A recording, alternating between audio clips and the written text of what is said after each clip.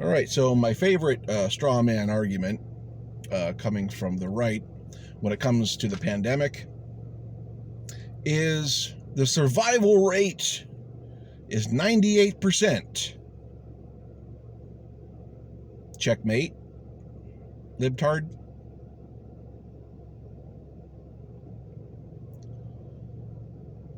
I don't know why this is like the be-all, end-all for so many people. There's validity to it. I'm pretty sure, at last glance, the survival rate is about 98%. That's a high survival rate. But this is not explicitly about survival rates. The things we do to mitigate is about stopping the spread to vulnerable people. People who don't even know they're vulnerable. 30% of Americans, approximately, don't see a doctor. They don't know if they have an autoimmune disease. They don't know if they have something lurking in their system that makes them a ticking time bomb for this illness. So, I hope you know somebody. Actually, I hope you don't know somebody. Let me stop myself. I know somebody who has COVID, who has been struggling with it for a very long time, since December of 2020. And even though they have survived it, it has been hell on earth for them. And as of like last month, they have just started to feel better.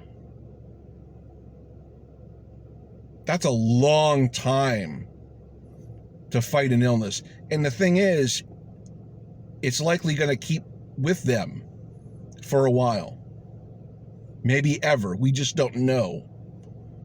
We just don't know anything conclusive when it comes to the long-term severity of this illness, how it functions long-term. It's too new. So why do we want to take chances with spreading this thing around?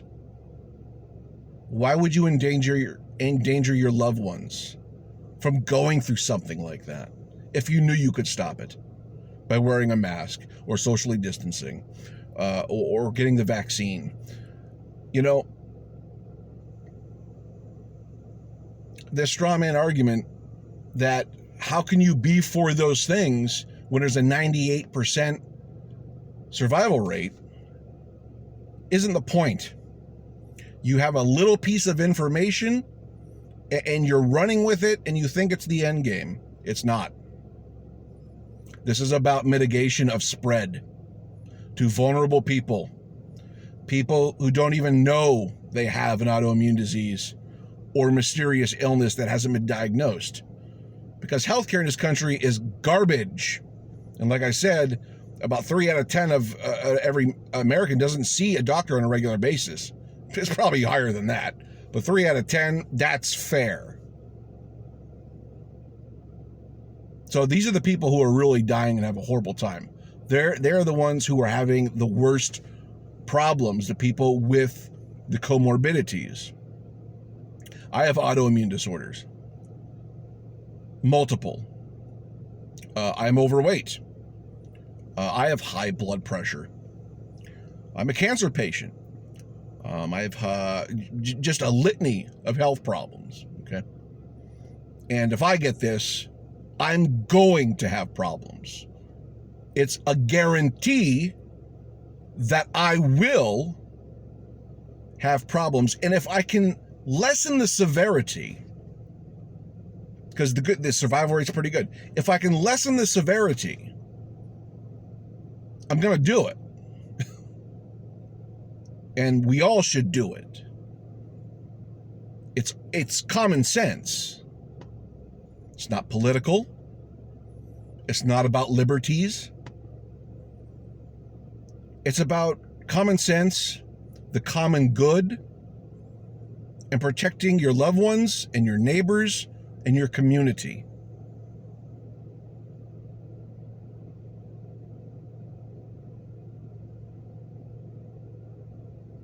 So anytime you're faced with the straw man argument of the survival rate, just hit back with, it's not the point. It's one piece of information that you're glorifying. And yes, it's good. You can validate them. You can say, okay, you're right. It does have a 98% survival rate. But that's not the point. We don't want to spread this to anybody.